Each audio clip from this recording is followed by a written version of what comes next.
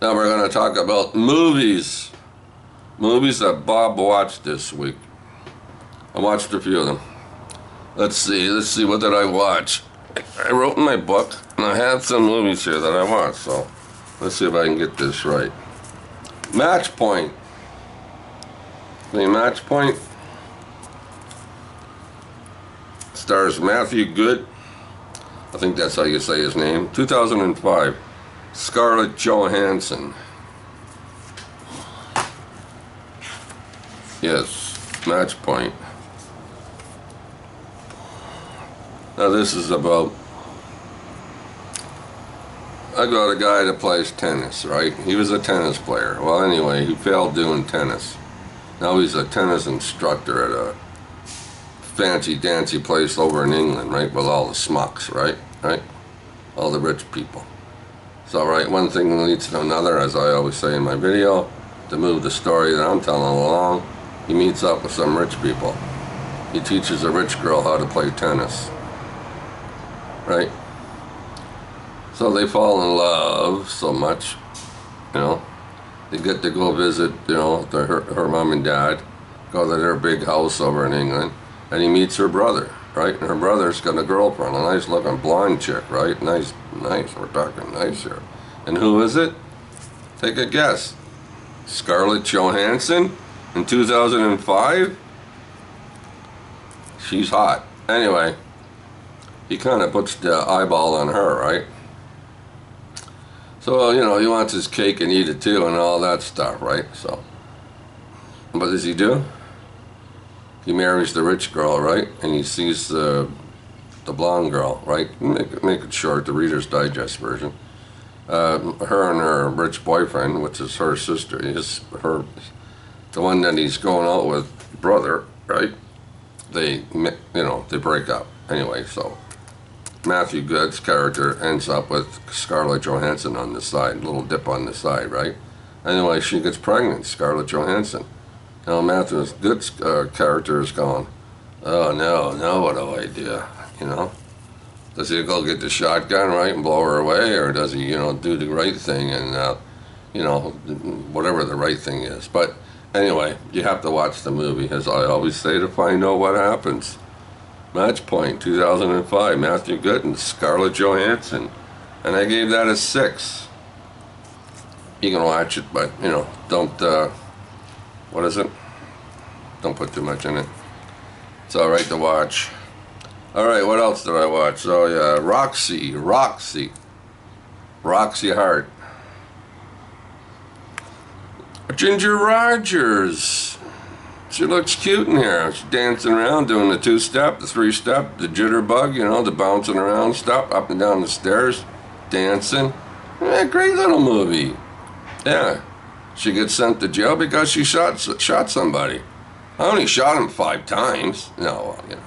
It was an accident. What can I say? Anyway. Roxie Hart, a very fun, good movie. Years later, they made it out to be, what was that movie, Chicago. Anyway, it's got Ginger Rogers in it, 1942. Ginger Rogers dancing around. Yeah, I watch Ginger Rogers dancing around any day, buddy. Yeah, Ginger Rogers. Roxie Hart, 1942. What did I give it? A 7. A good 7. You can watch it. You can watch it again next year, too, if you're so inclined. What else did I watch? Alright, here, let's see. Oh yeah, Netflix. I watched Murder Mystery, 2019. Starring Jennifer Aniston and Adam Sandler. It's like a Clue magazine. To put it in general, it's like Clue. You ever, you know, play Clue? Anyway, 2 older people, right? You know, they're bored. She wants to do stuff. He wants to do stuff. She has to go, wants to go on a vacation, right? She hasn't been on one in 15 years. He tells her all the time, yeah, we're going. Doesn't do it, right? He's an idiot, right? He's a fuck up, right? So anyway, he decides, you know, they're going on a holiday. So they're going on an airplane. They meet this rich guy. He's in the back of the airplane in the private section having beer. So Adam Sandler's snoring away. She gets up and goes in the back, right? she starts yakking at this guy and having a beer, and Adam Sandler shows up and he's having a beer and they're shooting the shit. And then this rich guy invites them to go on a boat ride with him, right? So they go on a boat ride with him and all these rich schmucks and everything. And they go downstairs and they're, you know, they're talking, and the guy's father, the old guy walks in, right? He's going to read the will, right? So he reads the will and he tells everybody, nobody's getting anything. You're not getting fuck all, right? So they're all standing around. The lights go out, and all of a sudden, people scream. Lights go back on. The old guy's got a knife sticking out of his chest. Who the hell did it? Anyway, who did it? Somebody in that room had to kill this guy, right? So that's what the story's about. Who done it? It's not a bad story, but I give it a 6 out of 10. It had a few laughs in it, but it only gets a 6 out of 10. What else did I watch? Okay, so I watched Billy the Kid, right? On TCM, of course, right? Billy the Kid was 1941, and it stars Robert Taylor. Now, this wouldn't have been such a bad movie if it wasn't called Billy the Kid. Could have called it anything. Sunrise Under the Stars, or Horses Riding Through the Meadow, or whatever. But Billy the Kid, you know, I know a lot of stuff about Billy the Kid, or I think I do, right? You know, from reading history and reading magazines and all this stuff about Billy the Kid, right? And this doesn't seem to fit in with the Billy the Kid stories. But anyway, Robert Taylor, Billy the Kid, 1941. I give it a 6. It's not a bad story, you know, but other than that, it's a 6. Nothing crazy over it. And then I watched An American Romance, 1944, starring Brian Dunleavy and Ann Richards. Now, Brian Dunleavy back in the 40s, right? He was I think his career started in the late 30s. I'm not sure. But he was in a lot of movies, right? So he's in this one, and he stars as a immigrant, right, that comes to America, right? And he ends up working in a steel mill, like the factories, right? Shoveling the steel into the fire pits and all that stuff, right? So he's young. And that's how he starts off. He works his way up. He ends up being, you know, up into the executive site in making cars. He makes his own cars, right? With a bunch of his buddies. They pool their money and, you know, make cars. So it's a pretty good story about immigrants coming to the United States and, I guess, doing good, I guess, if you want to put it that way. By being well off to be somebody. He ended up being somebody. Very interesting story. I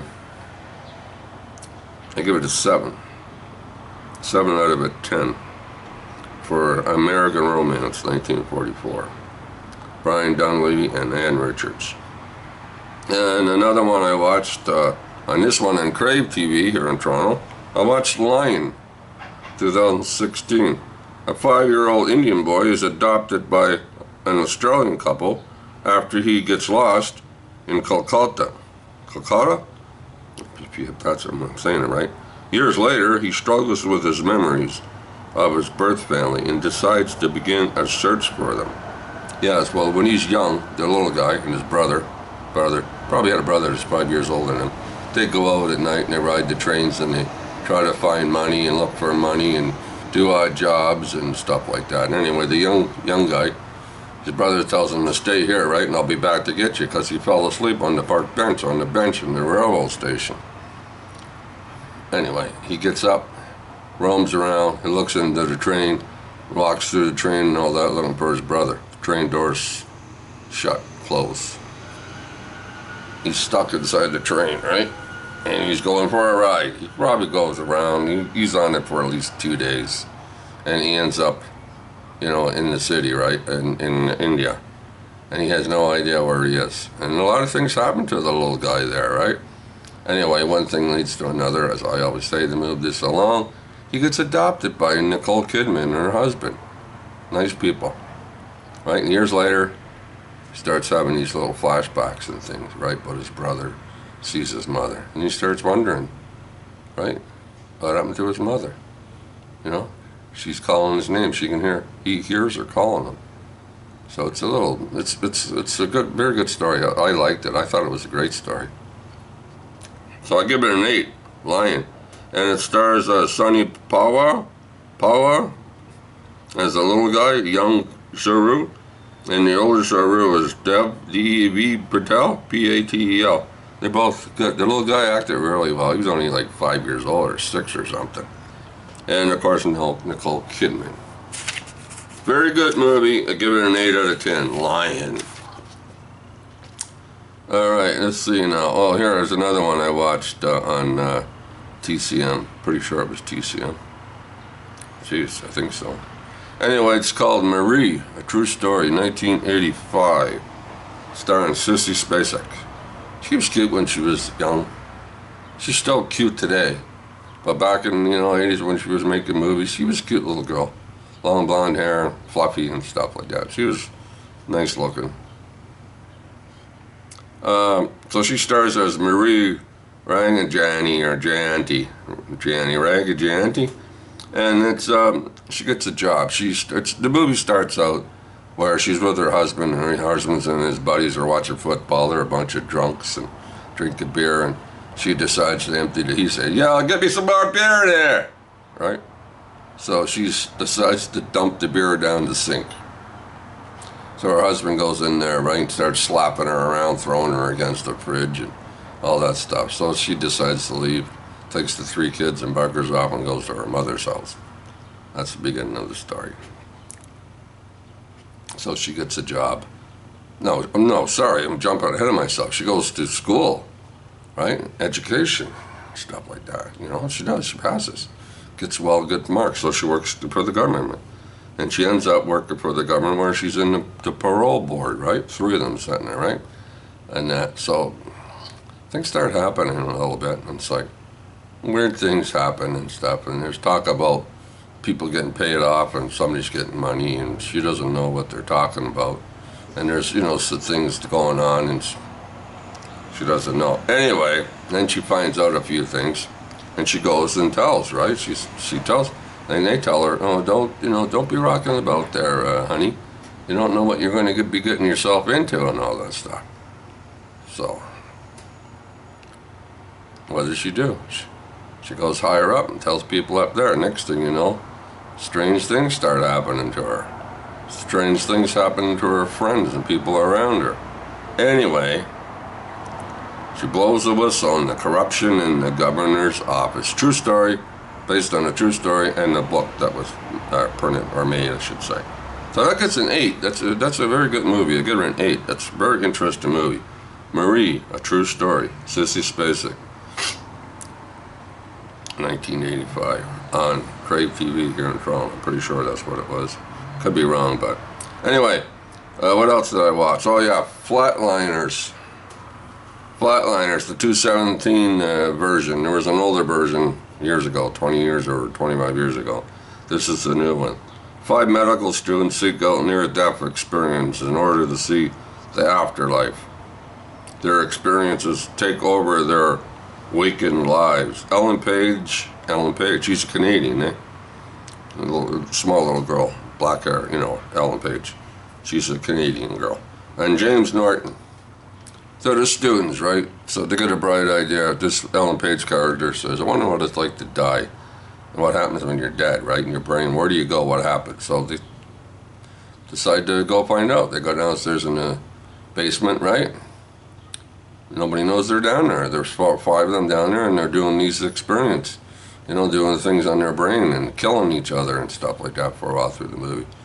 So then Ellen Page is the first one to start seeing things, right? She starts seeing her sister.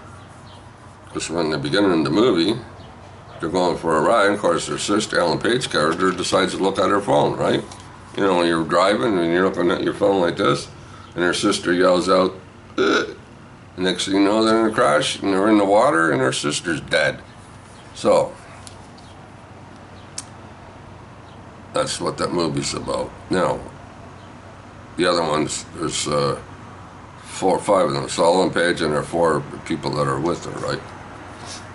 The other 3 do the same thing. They go, one dies a little bit longer. Each time one of them dies a little bit longer. It's not a bad movie at all. It's all right. Not as good as the original. The original had what's his name, Sutherland. He's in this movie too, but it's an older guy, older doctor. Kiefer Sutherland, right? And anyway, he was in the original movie, but in this movie, he's an older doctor. He's in it for a few minutes here and there, but it's a good movie. You can watch it. No, there's no problem about watching it. Flatliners. I give it a 7. It's a good 7. You can give it a watch. Now, the other movie I watched, I think my buddy Ian watched it also this week. Appaloosa. Is that how you say it? Ed Harris and Viggo Mortensen and Renee Zellweger. Butchered that name too, right? I butcher everybody's name. I treat everybody the same. I butcher all their names. Yeah, well, they're two. They ride into town, and they're deputy sheriffs. The mayor and all his buddies hired these two guys. The original sheriff rides into a cabin or a farm or whatever they call it, a spread, right? And he says, I want to take 2 of your boys in because they're under arrest for shooting up the town and pissing all over the floor and raping these girls and stuff. And the guy says, no, you're not taking nobody. And he sends one of his deputies over there to get those 2 guys, and the guy shoots them, shoots all 3 of them. Bang, bang, bang. It's just like that. Dead, fall off a horse. So Ed Harris and Viggo are now the sheriff, so they ride into town. He takes the guns off everybody. Nobody's allowed to wear guns, right, in town. And Renee shows up on a train, nice looking dish with a nice looking dress, and Ed Harris's character's got his eyeballs on her. She's hot. Anyway, the best part about this movie is probably when most movies show you having, well, they do in this too, but not as often, a gunfight, right? You draw, right? Well, a lot of movies do that. But this movie did it too once or twice, but some parts of this movies, they actually walk up to each other with a gun beside them, like down by their arms, like this. And they start firing at each other, right? A lot of times you miss, right? You fire, you miss a fucker, right? And he fires, right? And he gets you. So they're just shooting bullets back and forth at each other, which in reality, a lot back in those days, right? That's what they did. They just shot each other. Not one shot, I got you. No, they shoot 4 or 5 or 6 shots at you until they shoot each other or miss completely. But that's a good movie, Appaloosa. Ed Harris, he directed it, co-directed or directed it and wrote it and helped write it and stuff like that, yeah. So 2009, I give it an 8. Yeah, big 8. If you haven't seen it, watch it. It's good. It's fun. Fun movie. And that's what friends are for, right? Ed Harris, yeah. And Viggo. They're friends in this movie, eh? They look after each other. Alright, so that's an 8 out of 10 for that one. 2009's Appaloosa. And the last movie, and there's Appaloosa there, just in case you want to see it. See? 2009. I think it's 2009. Ed Harris. And the last movie that we're talking about for today was Mr. and Mrs. Smith, which is this one. Mr. and Mrs. Smith. I got Mr. and Mrs. Mr. and Mr. Anyway, it's Mr. and Mrs. Smith. Mrs. Smith. 2005. Brad Pitt and Angelina Jolie, which back then were they married to each other, or maybe they weren't married to each other. So I get confused on these things sometimes. But Brad Pitt, Angelina Jolie. They're both friggin', what do you call it? Secret agents or some bullshit, right? So the movie starts off pretty good. I mean, for a movie, I've never seen it before. I've had it for years, sitting around or whatever. Well, I got a lot of movies sitting around I had for years. But this one starts off not too bad. It's not bad, right? But as as it progresses along, right, near the end, especially near the end, it's another one of those movies, and you're sitting there thinking. I think a lot when I watch movies, right? I shouldn't, But I'm sitting there going, Jesus, there's a lot of stupids in this movie. Another movie that's stupids. Now they're shooting at all these people. They both work for different, what is it, places? Killing people, right? They're freaking hired assassins. So they're both, work for different people. End up trying to get this one guy, right, to turn around. They're both after this one guy, and they find out that's what it is. They're both after this one guy. And then the final thing at the end of the movie, I'm not going to tell you how it ends, but at the end of the movie, right, like, they're shooting people, right, to go to this place. They're shooting people, and they got, what do you call it, body armor on, the both of them, right? They got body armor on right underneath their shirts and stuff. Smart, right? You're going to be shooting people. You got body armor. Makes sense to me. But what about the other dummies that are on the other side? The guys that are all dressed in black and got the helmets on and all this stuff? They get to shoot them. They shoot everybody. Machine guns, whatever. And I'm thinking, well, can't those guys that are all dressed up, in the black and the helmets and the guns and the boots and the pants, and don't they wear body armor too?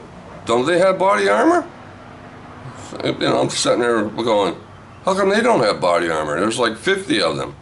You think these two are going to kill 50 people? They don't have body armor on, but they do? Who thought this movie up? Who wrote this movie? Like, why wouldn't all those guys go into this building with no body armor on? It doesn't make sense to me. So, I wasn't too crazy. I liked the beginning of the movie as it was going along, but as it was, the rest of the movie near the end and some things, and I'm thinking, nah, I don't know about this one. I gave it a 6. Yeah, I gave it a 6. All because what was happening near the end of the movie going, yeah, I don't like that. That's crazy. No, I don't think so. No. You can't can you find 50 stupids all in, no. And you both get, So you gotta watch the movie to understand what I'm talking about, okay? So it's 2005, Mr. and Mrs. Smith, Brad Pitt, Angelina Jolie. She's nice looking back then. Probably still is, but 2005, Brad Pitt. Even Brad Pitt was nice looking back then. Anyway, that's it. Brad Pitt. I got down here Brad Smith. Jeez, I can't even write that right down properly. Anyway, 6 out of 10. Alright, that's the movies I watched this week. Appaloosa at Harris. That's it, people. Until next week. I hope you have a wonderful week watching movies. Hello, Ian. How you doing, buddy? Can I say hello to Mike? Say hello, Mike. Hello, Mike. Rob? How you doing, Rob? What else is out there? Geez, I want to say hello to everybody, and my mind's going blank on me. Anyway, sorry about that. Anyway, I'll talk to everybody next week. Have a good week. Keep watching those movies.